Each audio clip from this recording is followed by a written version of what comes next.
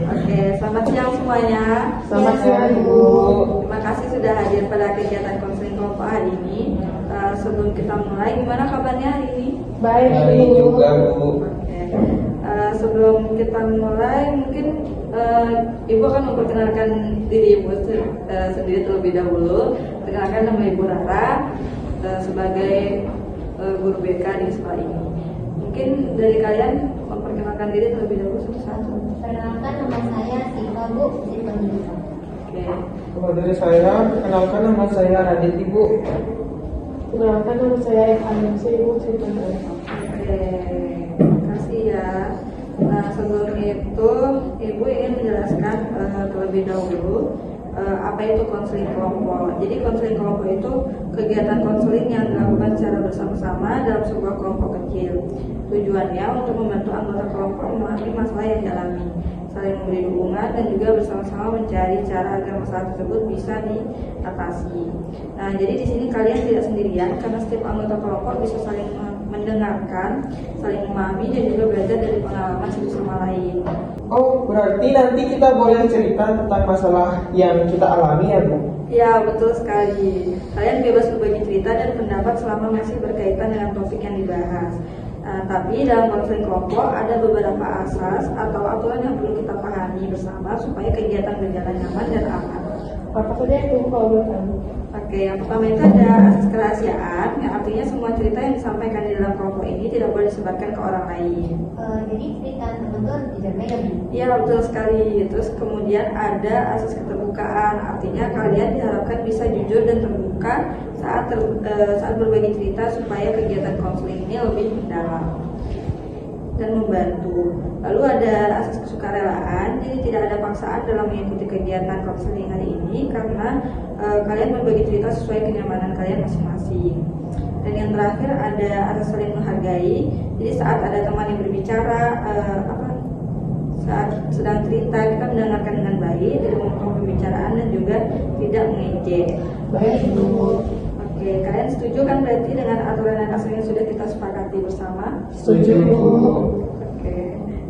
Nah, sebelum itu kita akan bermain sebentar. Ada games biar kalian gak tegang-tegang banget. Kalian kayaknya tegang banget ya. Iya. Jadi games hari ini kita akan main sambung kata aja ya. Dimulai dari Ibu. Nanti kalian nambahin satu-satu jadi kalimat yang itu. Dan gak boleh lupa sama kata-kata yang sebelumnya. Dari Ibu ya. Yang pertama itu ada kata Ibu pergi. Siapa mungkin? Ke pasar. Ibu pergi ke pasar. Ya, ulang ya. Radit sedang menggoda cewek. Radit sedang menggoda cewek di... Kami sedang mulai di taman kota. Radit sedang menggoda cewek di taman kota di sore hari.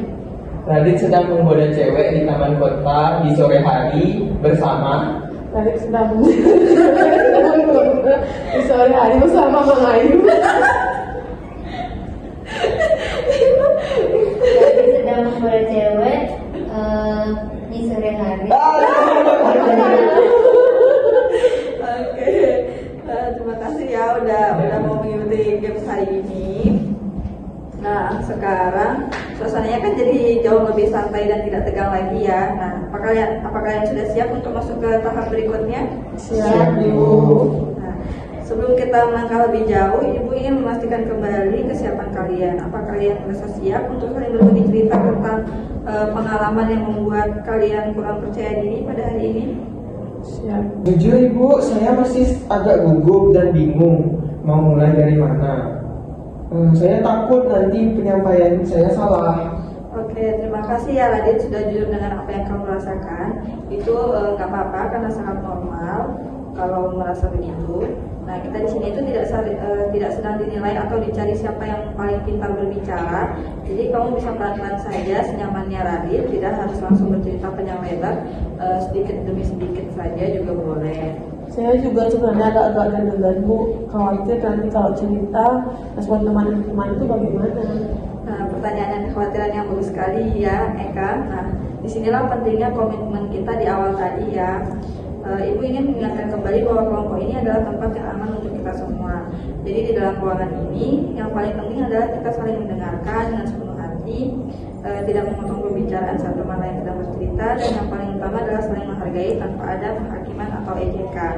Apapun yang diceritakan di sini, tetap tinggal di sini sebagai rahasia kita bersama. Betul ya Kak Radit, kita kan udah sepakat tadi di awal untuk saling jaga rahasia dan mendukung. Jadi nggak usah takut, kita dengerin bareng kok. Wah, terima kasih ya Siva atas dukungannya untuk teman-teman. Keren sekali. Gimana Radit dan Eka dan Siva, apakah kalian merasa lebih siap dan nyaman untuk memulai? Siap Bu, Sekarang saya merasa lebih tenang. Oke, karena semuanya sudah siap dan merasa lebih tenang, mari kita mulai masuk ke ruang diskusi kita. Jadi topik utama kita hari ini itu tentang membangun kepercayaan diri. Ibu ingin memberikan kesempatan kepada masing-masing dari kalian untuk menceritakan situasi atau pengalaman apa yang paling sering membuat kalian merasa kurang percaya diri. Siapa yang mau memulai duluan secara sukarela? Saya Ibu.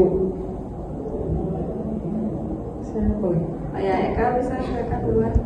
Saya mau coba duluan Bu.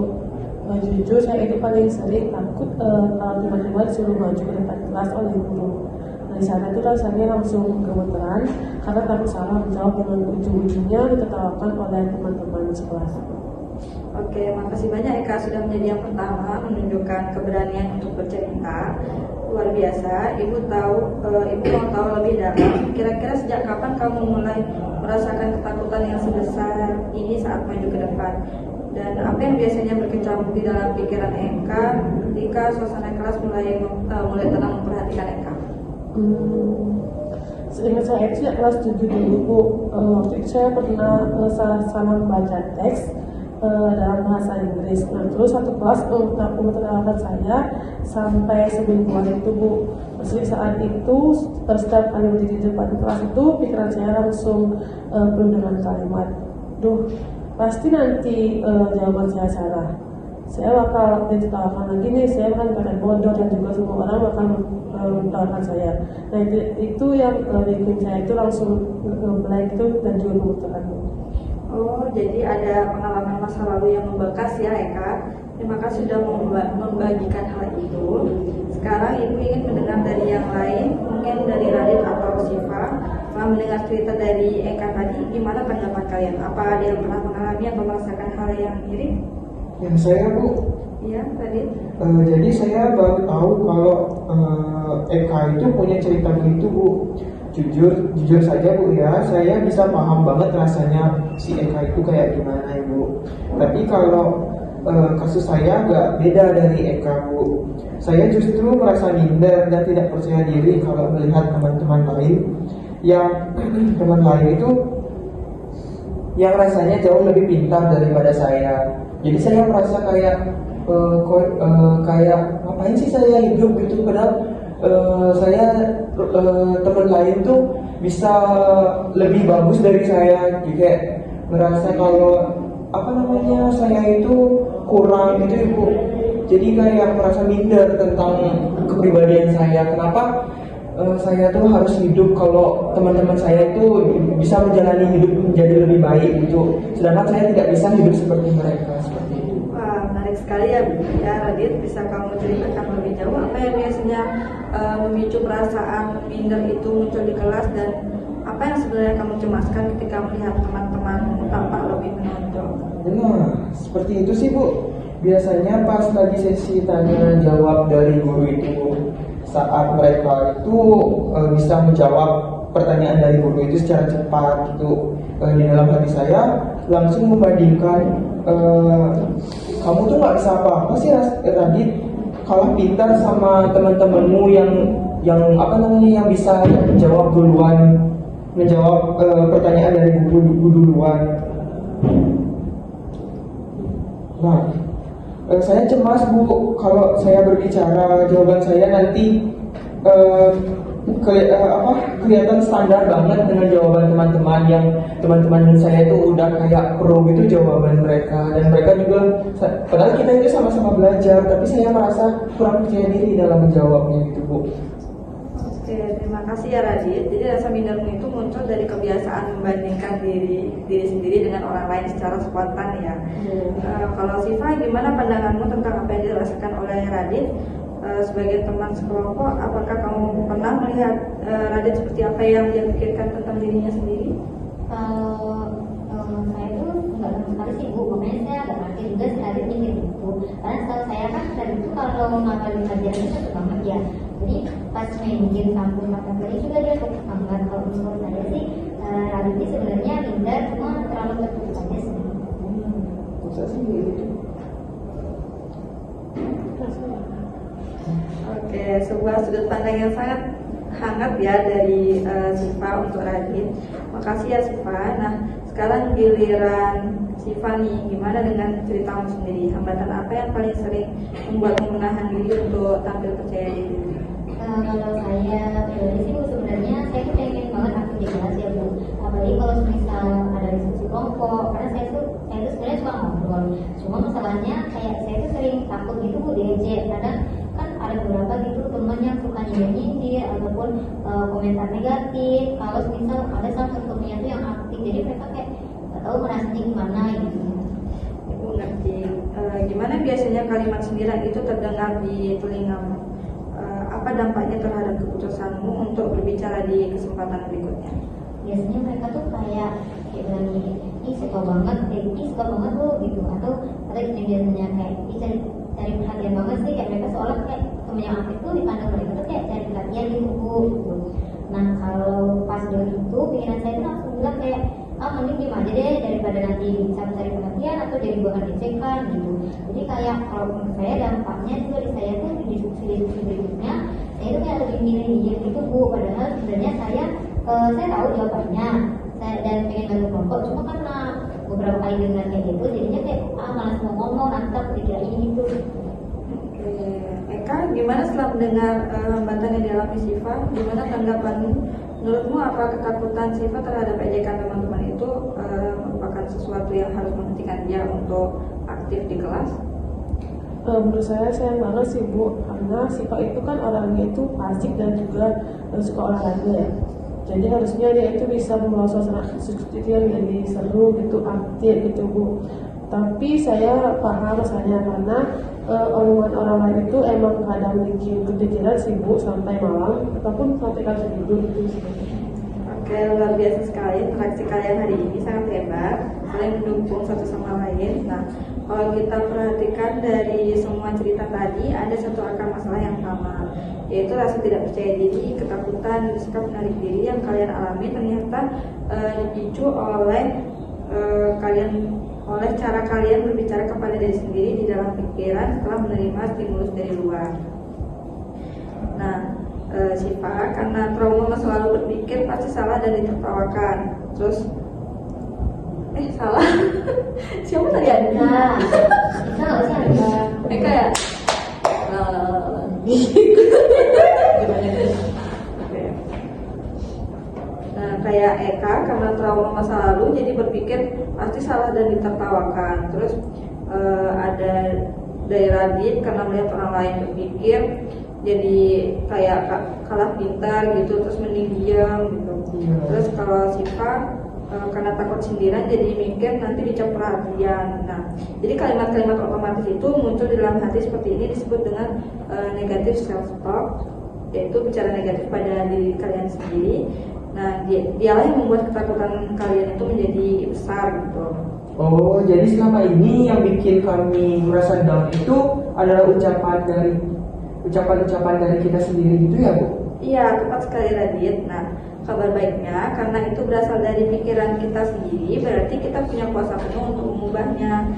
Hari ini kita akan belajar teknik self-talk positif. Jadi teknik ini melatih kita menghentikan bisikan negatif dan mengubahnya menjadi kalimat yang mendukung, objektif, serta realistis. Nah, ada 3 langkah. Yang pertama itu ada sadar dan identifikasi, lalu ada yang kedua itu ada stop atau hentikan, lalu ganti dengan kalimat yang lebih positif. Nah, mari kita latihan bersama. Seperti Eka tadi kalimat negatifnya pasti jawaban saya salah lagi dan ditertawakan. Nah, jika kamu menggunakan 3 langkah tadi, gimana kamu akan merumuskan kalimat baru yang lebih ramah dan menguatkan dirimu sendiri saat disuruh maju ke depan? Pertama saya sadar kalau saya itu mulai takut. Terus saya bilang stop di pikiran. Nah, kalimat gantinya mungkin kejadian kelas 7 itu sudah lewat, tidak apa-apa kalau salah. Nah, namanya juga sedang belajar. Yang penting saya sudah berani mencoba maju ke depan kelas. Begitu ya, Bu? Iya, bagus sekali, Eka. Gimana rasanya kalau kalimat itu yang diucapkan di dalam hati? Rasanya agak plong sih, Bu, dan tidak terlalu tegang gitu jadinya, Bu. Oke, hebat. Sekarang si Radit, kan kalimat negatifmu itu tadi kamu kalau pintar sama mereka, terus mending kamu diem aja gitu kan jadinya. Nah, ingat tadi Siva bilang kamu sebenarnya punya kemampuan menghafal yang hebat. Gimana kamu akan menyusun self talk positifmu sendiri?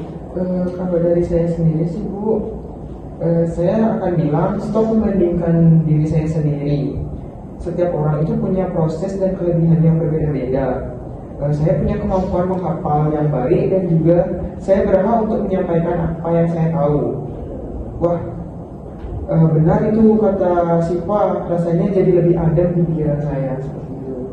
Oke, mantap ya Radit. Nah, sekarang Siva, kalimat negatifmu tadi kan mending diem aja daripada diejek dan dicap cari perhatian. Gimana kamu akan merubah kalimat itu menjadi perisai positifmu di saat kamu menerima kata-kata seperti itu? Mungkin saya bakal ganti dari kayak saya ngomong ke diri sendiri, kayak yaudah fokus aja sama yang baik saya gitu kan, belajar dan ngebantu diskusi kelompok gitu kan. Pendapat atau ejekan orang lain itu nggak terlalu menentukan siapa diri kita kan sebenarnya. Yang berhak untuk menentukan ya kita sendiri kayak gitu. Jadi aku juga berhak berkembang, biar apa aja mereka mau ngomong apa, yang penting kan aku udah ngelakuin hal yang benar gitu dan nggak menyinggung mereka juga. Oke, Ibu bangga sekali dengan kalian bertiga. Nah, perhatikan gimana energi di ruangan ini berubah menjadi sangat positif ketika cara berbicara kita kepada diri sendiri itu berubah. Ingat, cara kita memandang diri sendiri itu sangat mempengaruhi keberanian kita dalam bertindak. Nah, agar teknik self-talk positif ini benar-benar melekat, kita harus mengujinya dalam tindakan nyata. Ibu menantang kalian untuk melakukan satu tindakan kecil yang menunjukkan keberanian di kelas dalam minggu ini. Kira-kira tindakan nyata apa yang paling menantang namun realistis untuk kalian coba, dan gimana kalian akan menerapkan self-talk positif saat mempraktikannya? Saya terima tantangannya, Bu.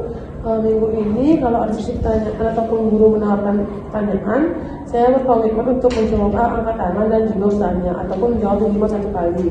Nah, sebelum maju ataupun angkat tangan, saya akan tarik nafas dan juga memberikan self-talk positif yang sudah saya buat tadi, Bu. Kalau nanti Kalau dari saya sih Bu, minggu ini saya akan mencoba menjawab pertanyaan dari guru secara langsung tanpa harus cekcok di pembelajaran yang mungkin saya sukai, tanpa menunggu sampai ditunjuk itu sama guru. Saat rasa minder itu datang ke diri saya karena melihat teman yang lebih pintar, saya akan langsung gunakan kalimat self-talk yang contoh saya untuk menyetop pikiran minder yang negatif itu, Ibu. Saya juga sih Bu, saya mungkin bakal ambil tantangannya ya Bu.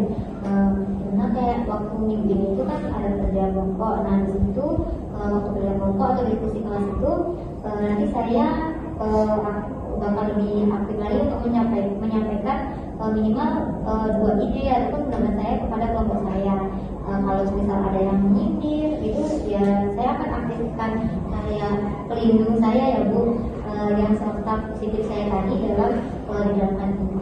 Oke, luar biasa. Nah, komitmen kalian sangat konkret dan terukur ya. Ibu sangat menghargai dinamika kelompok hari ini di mana kalian saling mengisi dan mendukung.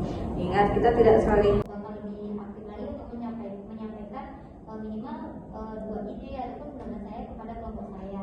Kalau misal ada yang menyindir itu ya saya akan aktifkan kayak pelindung saya ya Bu, yang serta sikap positif saya tadi dalam menjalankan ini.